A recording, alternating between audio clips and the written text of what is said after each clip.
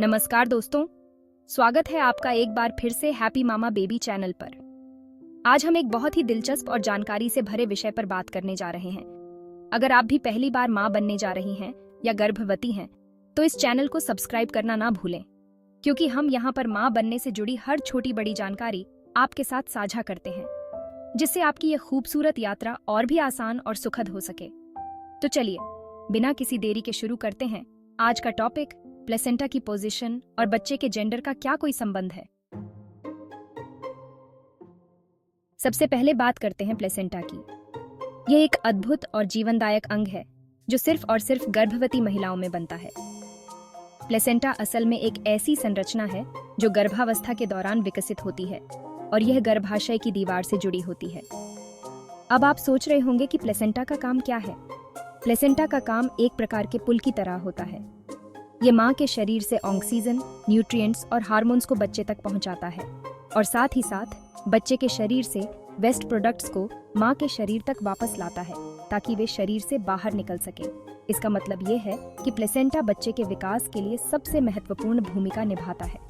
ये एक प्रकार का लाइफ सपोर्ट सिस्टम है जो बच्चे की हर जरूरत को पूरा करता है।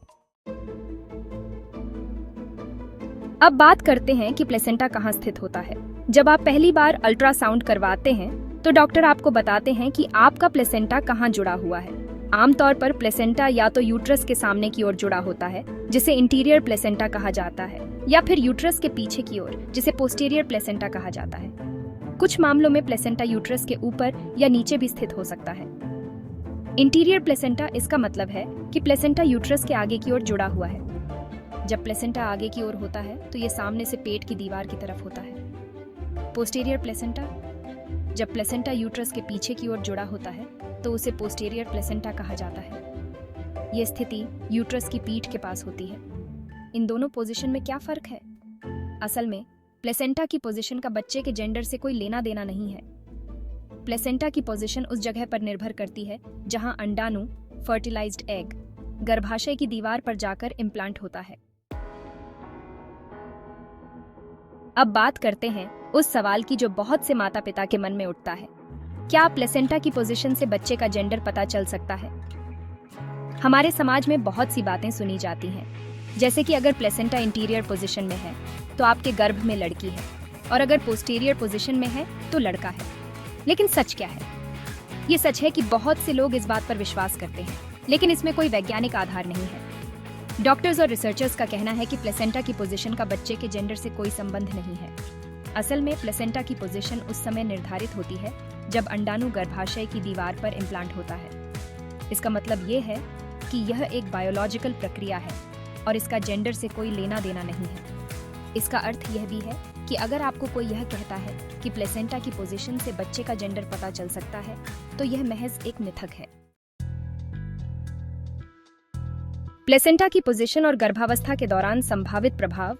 हालांकि प्लेसेंटा की पोजीशन का बच्चे के जेंडर से कोई लेना देना नहीं है, लेकिन इसका कुछ प्रभाव गर्भावस्था और डिलीवरी पर हो सकता है। पहला, लो लाइन प्लेसेंटा।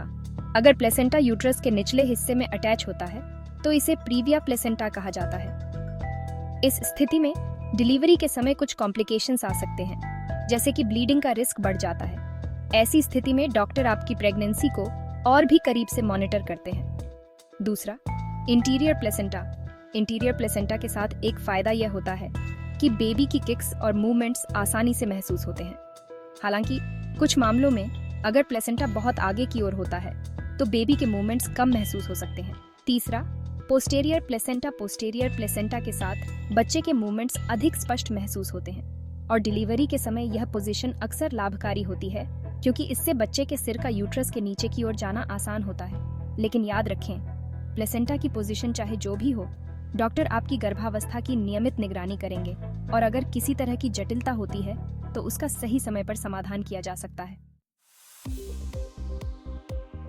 प्लेसेंटा की पोजीशन और जेंडर टेस्टिंग।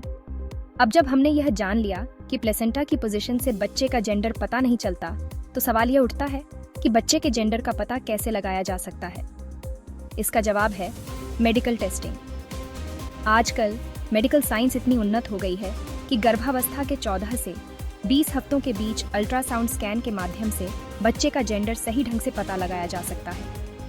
ये टेस्ट डॉक्टर की निगरानी में किया जाता है और इसके जरिए गर्भ में बच्चे के विकास की स्थिति का भी पता चलता है। लेकिन हमारे देश भारत समेत कुछ देशों में बच्चे के जेंडर की प्री डिलीवरी जानकारी लेना गैरकानूनी है। इस बारे में आप सबों को अपने अपने देश के नियमों का पालन करना जरूरी है।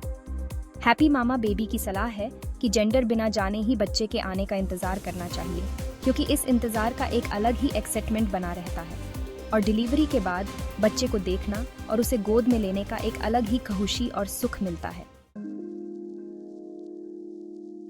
तो दोस्तों, इस वीडियो से हम यह समझ पाए कि प्लेसेंटा की पोजीशन का बच्चे के जेंडर से कोई संबंध नहीं है। यह महज एक मिथक है। अगर आप भी मां बनने जा रही हैं और आपके मन में किसी भी प्रकार का संदेह है, तो आप इसे लेकर डॉक्टर से सलाह जरूर लें। प्लेसेंटा की पोजीशन चाहे इंटीरियर हो या पोस्टीरियर, सबसे महत्वपूर्ण यह है कि आपकी और आपके बच्चे की सेहत अच्छी हो। हैप्पी मामा बेबी चैनल का मकसद है आपको हर संभव जानकारी देना, ताकि आप इस खूबसूरत जर्नी को बिना किसी चिंता के एंजॉय कर सकें।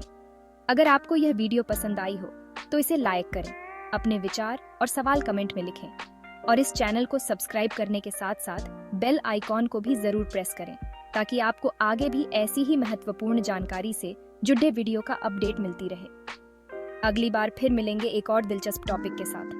तब तक के लिए खुश रहें, स्वस्थ रहें और अपनी प्रेगनेंसी को एंजॉय करें। वीडियो देखने के लिए धन्यवाद।